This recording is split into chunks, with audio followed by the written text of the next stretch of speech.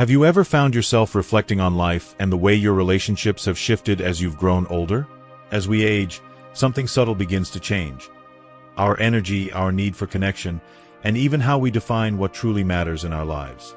If you're someone who's ever questioned the value of socializing, the depth of your relationships, or even the peace that solitude can bring, then this video is for you. In this video, I'll be sharing insights from my journey as someone who's experienced these shifts. I'll explore why, as we grow older, we may start feeling more comfortable in solitude, why socializing begins to feel different, and how trust evolves. If you've ever wondered about these changes and what they mean, stick around, because by the end of this video, you'll have a deeper understanding of why embracing solitude and redefining relationships can lead to a richer, more peaceful life. Before we begin, I would appreciate it if you like this video. You can help me continue to spread the old age lesson. If you haven't subscribed yet, I recommend you subscribe and turn on the bell so you don't miss any videos. If you like this video, please comment number 1. If you don't like it, comment number 0 to let me know, so I can make a better video for you. Now let's get started. A lifetime filled with lessons. A lifetime is a tapestry of stories. Some we cherish deeply, others we'd rather forget. Yet, all of these stories play a part in shaping who we become. At 71, I often find myself reflecting on these stories, especially the smaller, quieter moments that seem to hold the greatest impact. It's not the grand milestones like weddings, promotions, or anniversaries that leave the deepest marks, but the everyday, seemingly insignificant moments and the lessons they carry. Over the decades, these lessons have quietly but profoundly shifted my perspective on life, people, and my place in the world. In my youth, I believed in the inherent goodness of people. I thought that with kindness, understanding, and genuine effort, relationships could be nurtured and sustained. But life, as it often does, had other plans. I learned the hard way that not everyone carries the same heart, the same intentions, or the same capacity to value what you offer. I was let down by people I trusted, taken advantage of by those I tried to help, and left questioning how I misjudged certain situations so badly. These experiences could have made me bitter, but instead, they made me wiser. They taught me that not every battle is worth fighting, and not every connection is worth preserving. I came to realize that people enter our lives for a reason, a season, or a lifetime. Holding on to someone who was only meant to teach a lesson is like clinging to a chapter of a book you've already read, painful and unnecessary. Letting go became a necessary part of my journey, not a sign of failure but a sign of growth. Looking back, I see how much energy I once spent trying to please others, fit into groups, and meet expectations that didn't belong to me. There were times when I overextended myself, giving and giving until I had nothing left. I believed that being a good person meant always prioritizing others first. But now, I understand that taking care of yourself isn't selfish, it's essential. You can't pour from an empty cup, and the best relationships thrive when giving flows both ways, not from one side alone. As I reflect on these years, I'm struck by how profoundly my definition of happiness has shifted. When I was younger, happiness felt loud, filled with laughter at crowded gatherings, the thrill of new adventures, and the pride that came from achieving something significant. But as I've grown older, happiness has become quieter. Now, happiness is sitting on my porch with a cup of tea, watching the sun dip below the horizon. It's the peace that comes from knowing I don't owe anyone my time or energy unless I choose to give it. It's the joy of being fully present in each moment, unburdened by the noise of the world. Life has also taught me the significance of boundaries, a lesson I wish I had grasped earlier. Setting boundaries isn't about shutting people out. It's about protecting your space, your peace, and your well-being. It's about understanding your limits and not feeling guilty for saying no. In my earlier years, I believed that saying no made me a bad friend, a bad partner, or even a bad person. But now, I understand that boundaries are some of the most loving things we can offer, both to ourselves and to others. They show respect for our own needs and teach others how to respect them too. Time has a way of revealing what truly matters. The friendships I cherish now are fewer, but they are deeper. These are the people who have stood by me through storms, celebrated my joys, and accepted me exactly as I am. I no longer feel the need to collect acquaintances or maintain relationships that have run their course. Instead, I treasure the meaningful connections that have withstood the test of time. Quality always trumps quantity. Above all, I've learned that life is far too precious to worry about who likes you, who doesn't, or who understands your choices. At this stage, I don't need everyone to like me. I like me, and that's enough. I've grown comfortable in my own company, and I've come to see solitude not as loneliness, but as a gift. In the quiet, I hear my thoughts, dreams, and truths more clearly than ever before. No, I don't hate people. Far from it. I've simply come to understand that not everyone belongs in my life, and that's okay. The time I have left is valuable, and I want to spend it on what truly matters. Peace, joy, and the simple, profound beauty of just being. The beauty of solitude. There's a unique grace in solitude, one that I never fully appreciated until later in life. When I was younger, the idea of being alone felt almost unbearable. I associated solitude with loneliness, with a lack of connection or purpose. But as I've aged, I've discovered the immense value of solitude, the quiet moments of reflection and self-discovery. In solitude, I've come to know myself in ways I never could when surrounded by the noise and demands of others. Solitude has become a sanctuary, a space where I can rest, recharge, and reconnect with my thoughts. It's in those quiet moments that I've learned to embrace my own company, finding peace in being fully present with myself. In solitude, I've found a deeper sense of clarity, purpose, and belonging. It's not about isolation but about connection. Connection with my inner self, with life, and with the world around me in a way that feels both grounding and freeing. But now, at 71, my perspective has shifted profoundly. Solitude is no longer something I perceive as empty or void. Instead, I see it as a sacred space where peace truly resides. After decades of being entangled in the relentless noise of the world and the constant expectations of others, solitude became my sanctuary. It's where I've rediscovered myself, free from the clamor of external demands and the weight of expectations that once defined my life. I've grown to treasure quietness. In the stillness, I've learned to listen, not to the voices of others, but to the gentle whispers of my own heart. There's something profoundly healing about sitting quietly with your thoughts, allowing them to unfold without any distractions. The chaos that once surrounded me has faded away, and what remains is an unparalleled sense of clarity. It was in those moments of solitude that I began to understand who I truly am, what I deeply value, and what I need to release to feel truly free. I've realized that the busyness of my younger years often served as a way to avoid confronting myself. It's easy to fill your days with obligations, people, and noise. But when the house is silent, when no one else is there to entertain or impress, you're left with one undeniable truth: you cannot escape yourself. At first, that realization can be unsettling, but with time, it has become a comfort. In solitude, I've come to appreciate being in my own company.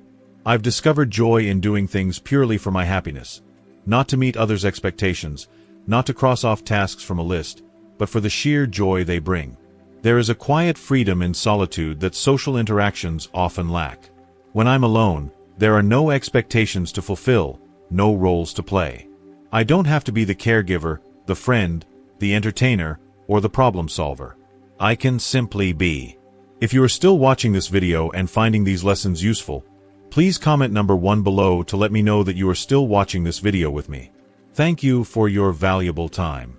There's no pressure to say the right thing, to anticipate someone else's needs, or to meet someone else's standards. It's just me, in my natural state, free to exist without pretense or obligation. This doesn't mean I've shut myself off from others. I still deeply cherish meaningful connections with family and friends, but my approach to those relationships has shifted. I no longer feel the need to fill every moment or role within them. I no longer engage in social obligations or relationships that drain me. Instead, I choose my interactions more thoughtfully, seeking depth over quantity. Between these moments of connection, I retreat into the sanctuary of solitude to recharge, reflect, and savor the quiet joys of life. I've come to see solitude not as something to fear, but as a precious gift. It's in these moments of stillness that I feel most alive, most connected to the world around me. Watching a sunset, listening to the rustling of leaves, or simply savoring a cup of tea in the soft morning light. These simple acts, when done in solitude, feel sacred. They remind me that life's beauty often resides in its quietest moments, not in the loudness of crowds or the rush of constant activity. Solitude has taught me to deeply value my own company, trust my instincts, and find contentment within myself. It has shown me that I don't need others to feel whole. The more I've embraced solitude, the more I've realized how much strength it takes to stand alone, not as a sign of isolation, but as a declaration of independence. At 71, I've stopped worrying about what others might think of my quieter lifestyle. I've stopped apologizing for needing space or for choosing to spend my time in ways that feel fulfilling to me, even if they differ from what I once knew. Solitude isn't a rejection of others. It's an embrace of myself. In a world that often demands more and more from us, I've come to understand that the greatest gift I can give myself is permission to simply be. Why does socializing feel different now? There was a time in my life when socializing felt as natural as breathing. I craved connection, thrived in the company of others, and found joy in shared laughter and companionship with family, friends, and even strangers. But as the years have passed, I've noticed a shift, not just in how I approach social interactions, but in how they affect me emotionally. At one point, being in the company of others energized me, filled my days with purpose, and created a sense of belonging. Social gatherings, conversations, and interactions brought a sense of joy and fulfillment that I cherished. However, as the years have progressed, I've begun to feel a subtle transformation in how these interactions impact me. Socializing now feels different, not because of a lack of connection, but because of how it affects my inner peace and sense of balance. I still value deep connections with others, but the pressure to constantly engage, perform, or seek validation has gradually faded. I've found that many social interactions now feel less nourishing and more exhausting. There's a quiet desire to step back, to pause, and to retreat from the demands of constant social engagement. The shift isn't about isolating myself, but about seeking deeper, more meaningful connections. I've come to realize that social interactions often carry expectations, whether it's the need to entertain, to keep up appearances, or to respond to others' needs. In solitude, those pressures are absent, and there's freedom in that absence. I now value relationships that provide authenticity, depth, and understanding, rather than those built on obligation or surface-level interactions. In this season of life, I've learned that my energy feels better spent in moments of genuine connection rather than trying to meet the endless demands of social obligations. The solitude I now cherish offers a sense of balance, allowing me to engage with others more meaningfully and with less strain. At 71, I've come to appreciate the quiet in both solitude and socializing, understanding that balance between them brings the most peace and fulfillment. It's not that I dislike people, nor have I consciously shut myself off from the world.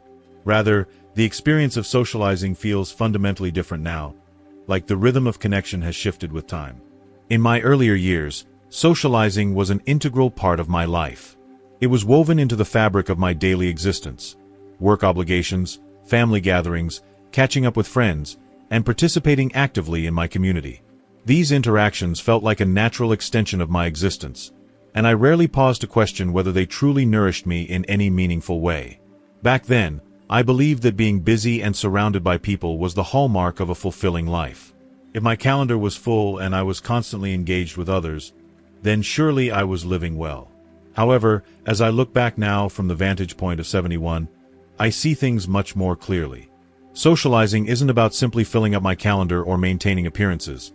It's about forging meaningful connections, and those connections have become far more precious and rare than I once thought. Time and experience have taught me that not every interaction or relationship is worth pursuing. There's an emotional toll that comes with superficial exchanges, draining dynamics, and meaningless conversations, and I've become more protective of my time and energy as I've grown older. I've become more attuned to the subtleties of human interaction, noticing things I once overlooked: subtle manipulations, insincerity, unspoken expectations.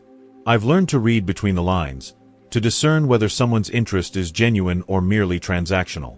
While this awareness has made me more discerning, it has also made socializing more complex. It's no longer as simple to approach people with the same unguarded openness I once had, because experience has shown me that not everyone deserves that level of trust. There's a vulnerability in socializing, and I've come to realize that not all relationships are built on mutual respect or understanding. I've also discovered just how much energy socializing demands, energy that I no longer have in the same abundance.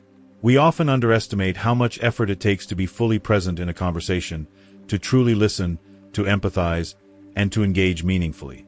In my younger years, I could do this without much thought, effortlessly moving from one interaction to the next. But now, I find myself needing to conserve my energy, to be more selective about where I invest it. More often than not, I choose solitude over social gatherings, not because I dislike people, but because solitude replenishes me in ways that socializing no longer does. This shift doesn't reflect a desire to abandon relationships. Rather, it reflects a redefinition of what relationships mean to me.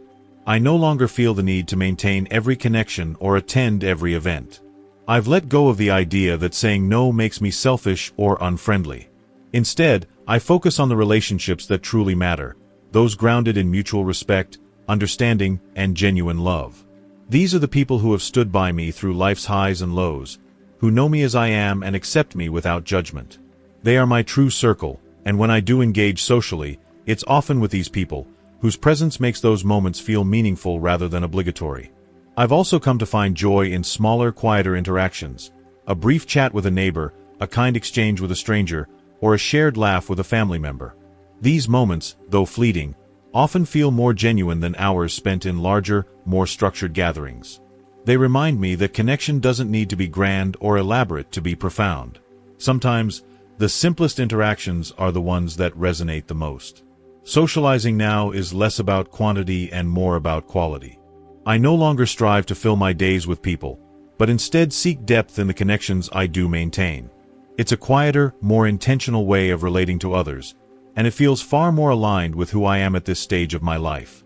At 71, I've come to accept that not everyone will fully understand this shift. Some may view it as withdrawing or becoming less involved, but I see it as an evolution, an inevitable part of aging and growing into myself. Socializing may feel different now, but this difference has brought a deeper sense of peace, purpose, and authenticity. And for that, I am profoundly grateful. If you are still watching this video and finding these lessons useful, please comment number 2 below to let me know that you are still watching this video with me. Thank you for your valuable time. Trust is a fundamental part of life, yet one that shifts and evolves. It's both fragile and essential, something we tend to extend naturally when we are younger, assuming the best in others and believing that the kindness and honesty we offer will be returned in kind. However, as the years go by, life teaches us that trust is not always so easily maintained. At 71, I've come to understand this in a way I never did during my younger years. Trust hasn't disappeared from my life, but it has transformed, becoming more deliberate, cautious, and deeply cherished. The journey to this understanding has not been without its struggles. I've experienced betrayal, disappointment, and heartbreak, times when I thought I could rely on people only to be let down. Friends who once seemed steadfast faded away when life became difficult, promises were broken, and those I trusted revealed aspects of themselves I hadn't anticipated. These experiences weren't isolated to me but rather part of the human experience. Yet, each left a lasting impression, a subtle reminder that trust, once broken, is rarely restored in its entirety. Over time, I began to notice patterns. The more I trusted without discretion, the more I became vulnerable to those who didn't have my best interests at heart. Often, it wasn't malice that drove their actions. It was thoughtlessness, selfishness, or a lack of self-awareness. But whether intentional or not, the result was the same: wounds that needed time to heal. These experiences led me to reevaluate my approach to trust. I no longer give it freely. It has become something that must be earned. This shift doesn't stem from cynicism but from a deeper understanding that people reveal their character through actions, not just intentions. Recognizing that not everyone is capable of meeting the same standards of trustworthiness has been a pivotal realization. It's not a judgment but an observation. Some people may struggle with consistency, reliability, or honesty for a variety of reasons, whether personal, emotional, or situational. Understanding this has allowed me to let go of resentment and focus instead on surrounding myself with those who genuinely align with my values and efforts. At this stage in my life, I no longer seek trust from everyone. Instead, I have cultivated a smaller circle of people who have consistently demonstrated their reliability over time. These relationships have become my safe spaces, places where I can be open and vulnerable without fear of being let down. They remind me that trust, though fragile, can be incredibly resilient when nurtured with care and mutual respect. Even within this circle, I've learned to balance trust with self-reliance. Life has taught me that while others may offer support, the one I can ultimately rely on is myself. Trusting myself has been one of the greatest gifts of age, and one I wish I had embraced earlier. My understanding of trust has shifted because my priorities have shifted. I no longer feel the need to place my faith in everyone I meet or to maintain relationships that no longer serve my well-being. Nor do I feel obligated to extend second chances to those who have shown they are not willing or capable of meeting my expectations. Trust now looks different. It's more intentional and aligned with who I am and the life I want to cultivate. It has become a sacred space, one built on understanding, patience, and discernment, rather than assumption and expectation. In this way, trust has become both more protective and more rewarding, a gift that grows stronger with time and care. This isn't about being unforgiving. It's about protecting my peace. At 71, I've come to understand that my time is limited, and I choose to spend it with people who enrich my life, not those who drain it. Life is too precious, and as the years pass, I've realized that my energy and focus need to be directed toward things that nourish my well-being. There comes a time when protecting one's inner peace isn't just a preference, it's a necessity. Throughout my life, I've seen trust as something far more delicate yet profoundly powerful than I once understood. It's not something that should be taken lightly or given indiscriminately. Instead, trust is a precious gift, one that requires thoughtful consideration and careful handling. Trust, in many ways, mirrors the intricacies of life itself, fragile, valuable, and deserving of respect.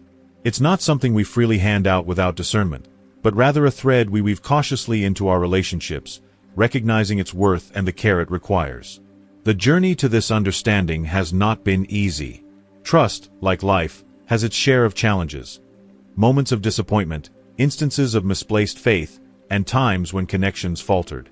But these experiences, though painful, have contributed to the wisdom I now hold dear. I wouldn't trade the growth that has come from those trials and tribulations for anything. Those moments have shaped the person I am today.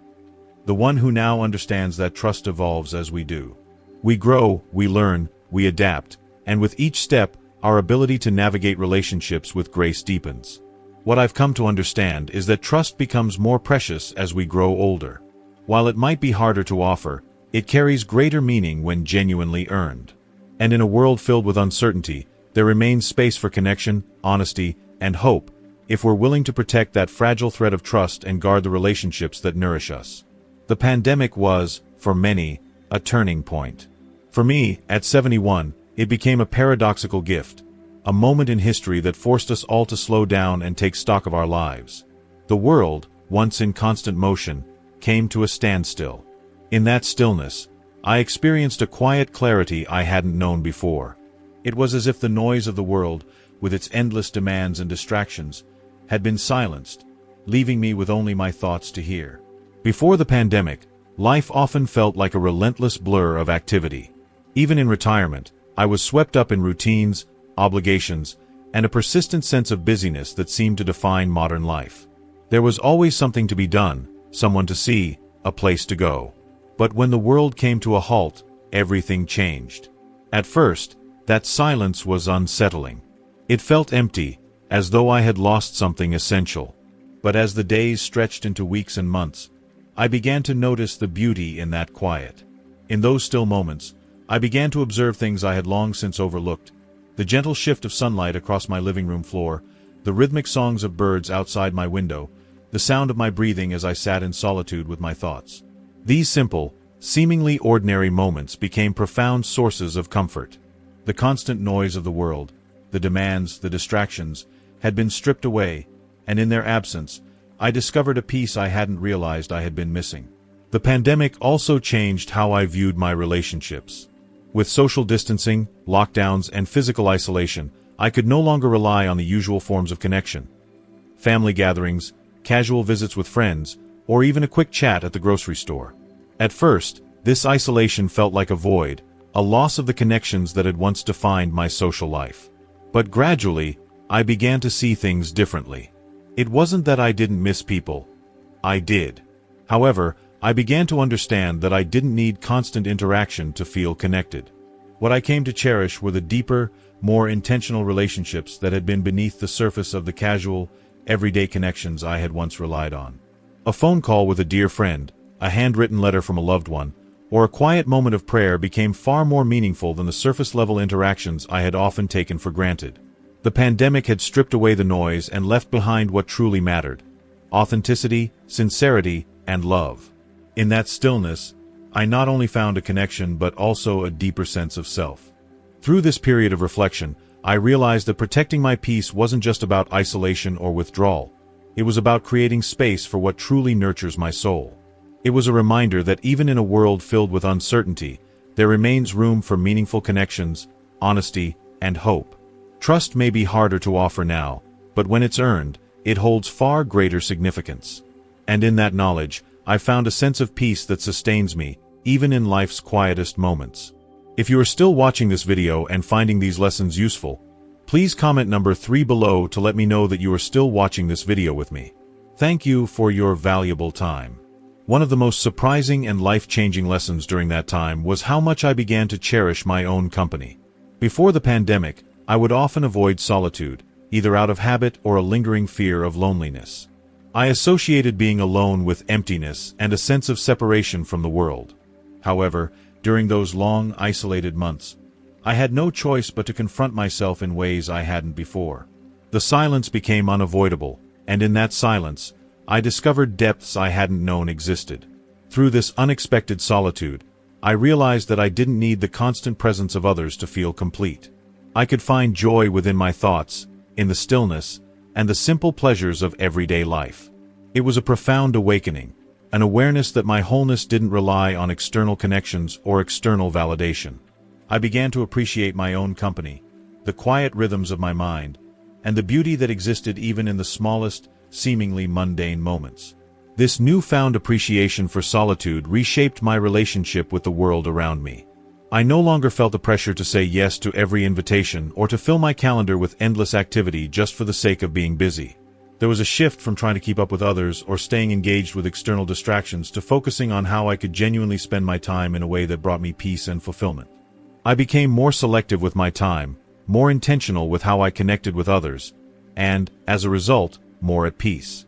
The pandemic, with all its challenges and heartbreak, gave me a gift I had never anticipated: a chance to slow down and truly reflect on my life. It taught me that the pace of the world doesn't have to dictate the pace of my heart. I realized that I could choose stillness and simplicity, and by doing so, discover a deeper sense of fulfillment than I had ever known.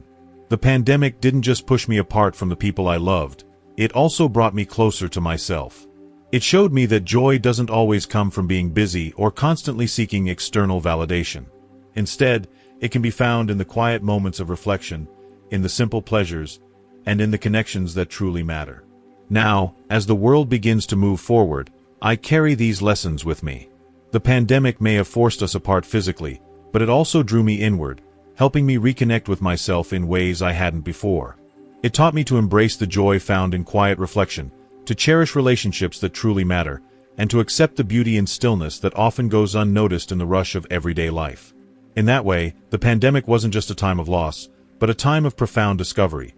A period of transformation where I had the chance to reimagine what it means to live a life of meaning, connection, and peace. Rediscovering what truly matters, as I've grown older, I've come to understand that life isn't about chasing every fleeting desire or filling our days with endless activity in pursuit of success or external validation. Instead, it's about appreciating what holds value and letting go of the things that don't. This realization didn't come suddenly. It emerged gradually, shaped by years of introspection, reflection, and quiet wisdom that only time can offer. In my younger years, my world felt endlessly busy. I was caught in the whirlwind of obligations, raising children, building a career, tending to relationships, and trying to meet expectations that often felt overwhelming and impossible. I believed that productivity equaled purpose, and that busyness equaled success. But as I aged, I began to see the cracks in that mindset. Too often, I sacrificed my peace and happiness in the relentless pursuit of things that, in hindsight, held little true meaning. Now, at 71, my vision of life has become much clearer. The things that matter most, love, connection, and meaningful moments, are not tied to possessions, accolades, or packed schedules. They are found in the simple, everyday experiences that bring joy and meaning. It's the warmth of a grandchild's hug, the gentle stream of sunlight through a window in the early morning, the comforting taste of a favorite meal prepared with care. These moments, though small, are profound reminders of the beauty that exists in the present and the richness of a life lived with intention. Part of rediscovering what matters has been the process of letting go of people, expectations, and even parts of myself that no longer align with who I've become. There's a kind of grief in releasing old versions of ourselves, but there's also incredible freedom. I no longer feel the need to prove myself or conform to someone else's standards of success. My days are no longer defined by how much I accomplish or how many people I please, but by how present and fulfilled I feel. This simplicity has also reshaped my relationships. I no longer cling to connections that feel forced or one-sided. Instead, I focus on the people who genuinely enrich my life, those who understand, accept, and support me. These relationships are fewer, but they are far deeper. They remind me that it's the quality of our connections, not their quantity, that truly matters. Is it normal, I sometimes wonder, to find peace in the natural flow of aging? Is it normal to seek solitude, to become more selective in relationships, and to prioritize peace over productivity? The answer I've found is yes. Aging brings with it a natural shift in perspective, one that many of us share but rarely discuss openly. In our younger years, life often feels like a race. There's always something to do, something to achieve, so many people to meet and impress. But as we age, that race slows down, and we begin to realize that not every finish line is worth crossing. We start to see the value in pausing, stepping off the track, and simply being, in finding peace, simplicity, and joy in the moments that matter most. This shift can feel unsettling at first, especially when the world's expectations often seem to push us toward constant activity, social engagement, and a busy, connected lifestyle, particularly as we grow older. Yet, what society often fails to highlight is the truth that it's perfectly acceptable to let go, to change, and to embrace a new version of ourselves that feels more aligned with who we are now. It's not about giving up or withdrawing from life, but rather about growing into a deeper, more authentic version of ourselves. What I've learned through the years is that this stage of life is not about holding on to the ideals of youth or the pressures to prove ourselves. Instead, it's an invitation to live more genuinely, to strip away the noise and distractions that no longer serve us, and to focus on what truly matters, what brings us peace, joy, and fulfillment in the present moment. It's not about retreating from the world, but about engaging with it on terms that feel true to who we are today. While this process of self-discovery and growth may look different for each person, the core truths remain the same. As we age, we naturally become more attuned to our own needs, our limitations, desires, and values, and less inclined to chase things that no longer hold meaning. We start to notice the beauty in the small moments, the warmth of the morning sun, the comfort of a familiar routine, and the quiet presence of those who truly care. These seemingly simple, yet profound gifts become the essence of what makes life rich, not the external distractions or the endless pursuit of more that once consumed us. Reflecting on my own life, I've come to realize that peace doesn't come from having all the answers, but from understanding the questions. What truly matters, what brings lasting joy, and what nourishes the soul. The answers aren't found in the noise of busyness or the constant striving, but in the quiet simplicity of simply being present with what is. As I've embraced this truth, I've let go of the need to prove myself or to meet expectations that no longer serve me. Instead, I've shifted my focus to what truly matters, what feels meaningful, and what brings peace and contentment. If you are still watching this video and finding these lessons useful, please comment number 4 below to let me know that you are still watching this video with me. Thank you for your valuable time. Aging, I've discovered, has a way of gently stripping away the unnecessary and revealing what is truly essential. It teaches us to appreciate the moments we once took for granted, the warmth of the sun on our skin, the comfort of a familiar routine, and the simple joys of connection with those who genuinely care. These small yet profound moments enrich life far more than the distractions, ambitions, and endless pursuits we once thought were so important. At this stage, I've stopped chasing after things that never truly brought lasting fulfillment. I've let go of expectations that were driven by outside influences, whether they were societal norms, personal ambitions, or external validation, and instead, I've embraced what is already here. This newfound clarity has brought a deep sense of grounding, contentment, and peace. I've realized that life, in its beautifully imperfect form, is more than enough. For those who are walking this path alongside me, I encourage you to lean into this season of life. Embrace the lessons it offers, the peace it can bring, and the love that still surrounds you. There is no right or wrong way to live this chapter. Your journey is uniquely yours, shaped by the wisdom you've gathered, the truths you've come to understand, and the values that resonate deeply within you. As I look ahead, I no longer worry about what's to come. Instead, I trust that the same clarity and grace that have guided me thus far will continue to illuminate my path. Life may slow down, but its depth and richness deepen. In that realization, I find more than enough. These reflections are shared not to encourage retreat, but to inspire a life lived fully and authentically. Let go of unnecessary burdens, allow yourself to be present in each moment, and embrace the beauty that exists right now. In doing so, you'll discover a peace and contentment that arises not from chasing, but from being.